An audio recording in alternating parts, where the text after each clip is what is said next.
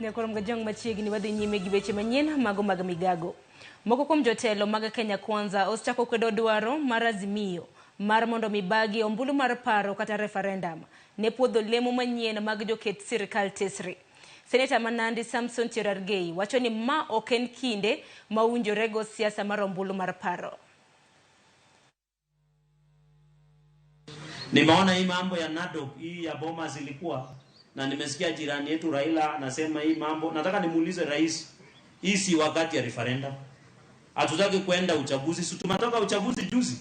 Mnataka kwenda referendum kufanya nini sasa? Si hakuna haja, si ndio?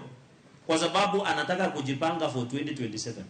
Lakini nataka nimuulize rais asikubalia watu tuende referendum. Sasa the country is in problems economically. We cannot go to a referendum now. And in any case, we don't have a functional IBC in place.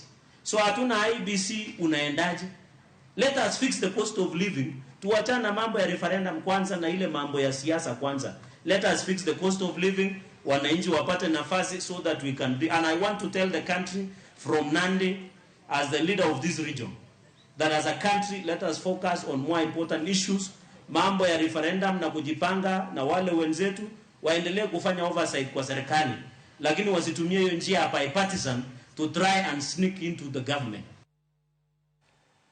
Ne korom gajang kwa dhi nyime gi weche manyien mag Migago.